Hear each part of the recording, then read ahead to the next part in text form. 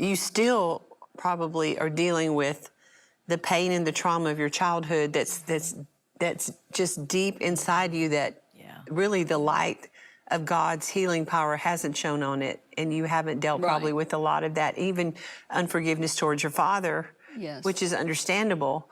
So, I mean, because there are people watching right now that you love God, but you have things down there that need to come out, and the light of God needs to shine on it. And God's saying you're going to have to forgive if you're going to move on and be healed even from some of the stuff you're suffering right now. You were diagnosed with what not long after that? With manic-depressive illness. I had a... which they call bipolar. Bipolar today. And I had constant suicidal thoughts and severe depression. I had a mental breakdown in 1979. I was in psychiatric wards on 3 different occasions. And I was always, they have you go to counselors, you know, and... now, during that time, the Lord brought a wonderful man into your life. He did. That you met, actually, at Rex Humbard Ministries. I did. He worked in the engineering department. He was a TV engineer. And and y'all been married now for 47 years. Wow. Okay, so, but anyway, so let's go back. So he's walking with you through this. I mean, Steve he knows you're dealing with this. I know you told me you would have like high highs and you'd go shopping and buy everything at the store. Right. And then come home and then go really low and not get out of bed. Like, really, I have to get a 3rd job now. So yes, Steve was very supportive of me during that time. And did you ask, like, when you go to church to be prayed for? Always. And I know you told me you probably 100 times went down. I couldn't put a number on it. Over the years, you know, that I would go down and ask for prayer. I mean, I was in every healing line that you could imagine. And you're on medication, because we always tell everybody when we talk about this kind of testimony, don't go off your medication. It sounds it's a supernatural story. God will speak to you and show you about that. But I do believe that some of the things we're going to talk about today are going to bring healing in that area. Some of you that have suffered with depression, it's not even so much about the depression, it's about something down there that you haven't dealt with. And when that comes up and God heals it and you forgive, you're going to see some of these things you've been dealing with in your body heal. I mean, it's going to happen. Yes. So take us to that service, the main service.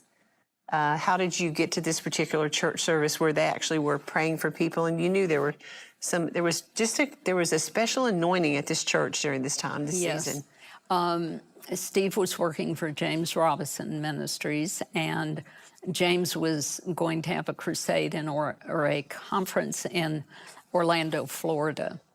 And so I had a friend that worked at James's, and she called me and she said, we need somebody to work the book table.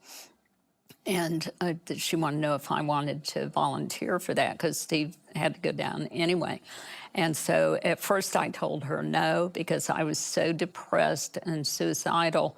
I thought, I just can't do this. And then I called her back and I thought, no, I feel like I need to go. So went down there. We had friends on staff at a church locally there, and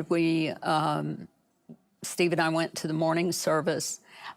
It was incredible, and then Steve had to work that night, so I went back to the evening service. But you almost didn't go. Yeah, I was so tired, and I just didn't want to go, but then I felt like I should. Yeah. And so I went to the service.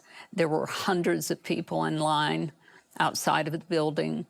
Went in, got a seat. My friend there got me a seat.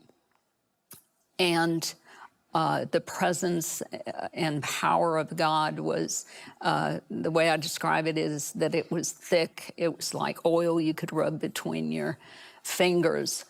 And the pastor had actually dismissed the people to go several times, but nobody wanted to go, of course. And so in the middle of the service, then he stopped all of a sudden, and he said, I have a vision of the Lord, and he's here. He's in a white robe.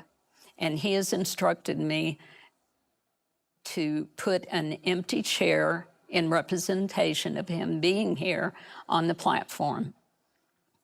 And he's told me to tell you to ask anything that you need, and he will do it. And he left the stage. Yeah, he said the There's Lord had there's told nobody him. on the stage. There's just an empty chair. Yeah. And he's saying, I'm getting off the stage because Jesus is here and he wants to heal you. Yes.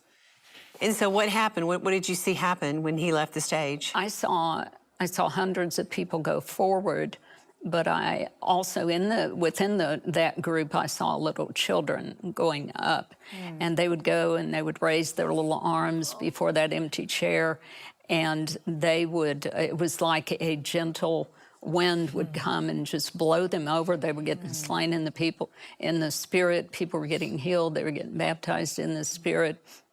People were getting saved, and so I sat there, and I was witnessing all of this, and all of a sudden, the Lord reminded me that just like I saw those little children going forward, that I needed to have childlike faith. And this is what I heard him clearly, as clear as I'm speaking right now. And he said, "Do not be afraid. I will in no way cast you aside. Ask what you would of me now, and I will do it. I bid you come now." And every time she's told me that story, folks, exactly. She knows exactly what the Lord said. Because Sam nor I would talk that way. I bid you come. Never. I will in no way cast you aside. I mean, and so what did you do when you heard that? Because the presence of God was so heavy there, I got up out of my chair, and I started walking to the altar.